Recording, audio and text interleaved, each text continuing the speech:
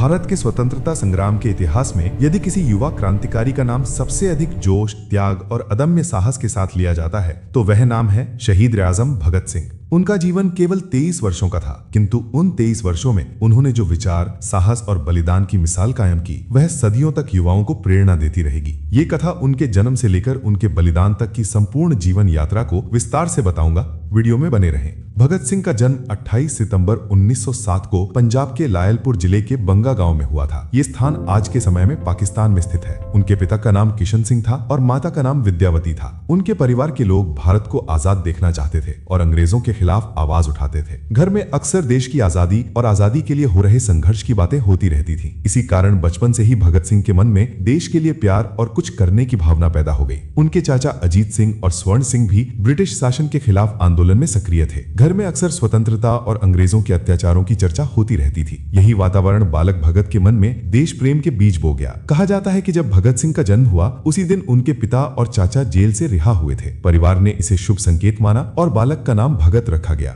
जिसका अर्थ होता है भगवान का भक्त। भगत सिंह बचपन से ही असाधारण बुद्धिमत्ता और संवेदनशीलता वाले बालक थे। वे खेल कूद के साथ साथ पढ़ाई में भी अत्यंत रुचि रखते थे। उन्हें खेतों में जाकर मिट्टी से खेलने और बंदूक बनाने के खेल खेलने का बहुत शौक था। 1919 में अमृतसर के जलियांवाला बाग में बहुत बड़ा हत्याकांड हुआ। उस समय भगत सिंह सिर्फ 12 साल के थे। इस घटना का उनके दिल पर बहुत गहरा असर हुआ। जब उन्हें इस घटना के बारे में पता चला तो वे अगले ही दिन स्कूल से चुपचाप निकलकर जलियांवाला बाग पहुंच गए। वहां उन्होंने जमीन पर फैला हुआ खून देखा। ये देखकर उनका दिल दुख और गुस्से से भर गया। उन्होंने वहां की मिट्टी उठाई जिसमें शहीदों का खून मिला हुआ था और उसे एक छोटी शीशी में भरकर घर ले आए। उस मिट्टी को अपने पास रखकर उन्होंने मन ही मन कसम खाई कि वे बड़े होकर अंग्रेजों से इस अन्याय का बदला जरूर लेंगे और देश को आजाद कराएंगे। भगत सिंह ने लाहौर के नेशनल कॉलेज लाहौर में शिक्षा प्राप्त की। इस कॉलेज की स्थापना लाला लाजपत राय ने की थी। यहाँ उन्हें देशभक्ति और क्रांतिकारी विचारों का संगठित प्रशिक्षण मिला। वे इतिहास, राजनीति, समाजशास्त्र और क्रांतिकारी साहित्य के गहरे अध्ययन में लगे रहते थे। उन्होंने कार्ल मार्क्स, लेनिन, टॉल्स्टॉय जैसे विचारकों की रचनाएं पढ़ी। विशेष रूप से व्लादिमीर लेनिन के विचारों ने उन्हें प्रभावित किया। 1920 में महात्मा गांधी ने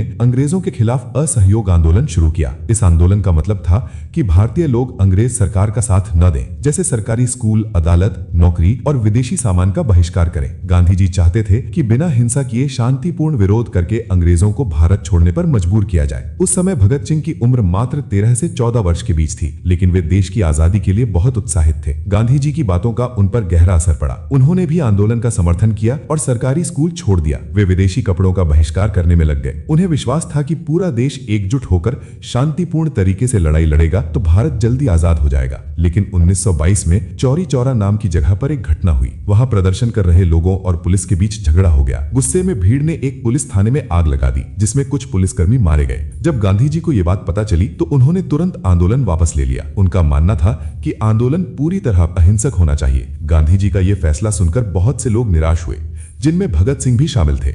उन्हें लगा कि जब पूरा देश जोश में था और अंग्रेजों के खिलाफ खड़ा हो चुका था, तब आंदोलन रोक देना ठीक नहीं था। उनके मन में यह सवाल उठने लगा कि अगर हर बार किसी एक जगह हिंसा हो जाए और आंदोलन रोक दिया जाए तो क्या भारत कभी आजाद हो पाएगा। धीरे धीरे भगत सिंह का विश्वास कम होने लगा कि केवल अहिंसा से आजादी मिल सकती है। उन्हें लगा कि अंग्रेज सरकार बहुत कठोर और शक्तिशाली है और वह केवल शांतिपूर्ण विरोध से नहीं जाएगी।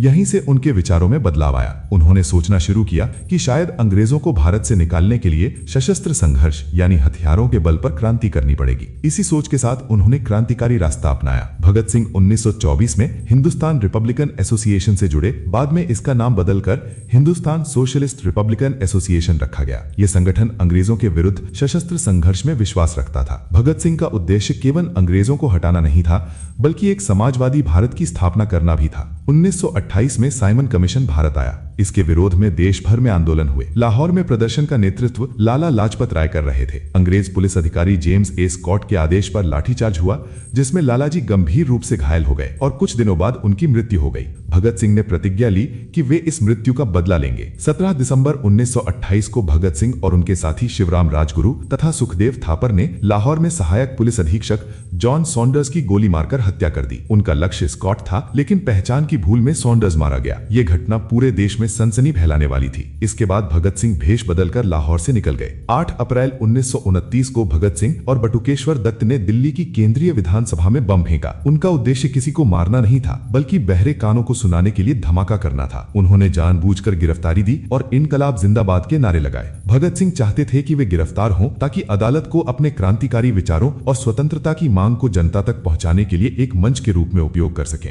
इस मुकदमे ने उन्हें राष्ट्रीय नायक बना दिया। जेल में रहते समय भगत सिंह ने देखा कि भारतीय कैदियों के साथ बहुत बुरा व्यवहार किया जा रहा था। उन्हें खराब और कम खाना दिया जाता था, कपड़े गंदे और फटे हुए होते थे और रहने की जगह भी साफ नहीं थी। दूसरी तरफ अंग्रेज कैदियों को अच्छा खाना, साफ कपड़े और बेहतर सुविधाएं दी जाती थी। इसी अन्याय के खिलाफ उन्होंने भूख हड़ताल शुरू करने का फैसला किया। उन्होंने खाना पीना छोड़ दिया और अपने साथियों के साथ जेल प्रशासन के खिलाफ शांतिपूर्ण विरोध किया। ये भूख हड़ताल बहुत लंबी चली, पूरे 63 दिनों तक। इस दौरान उनकी तबीयत बहुत कमजोर हो गई। इस हड़ताल में उनके साथी जतेंद्र नाथ दास भी शामिल थे। लंबी भूख हड़ताल के कारण उनकी तबीयत बिगड़ गई और अंत में उनकी मृत्यु हो गई।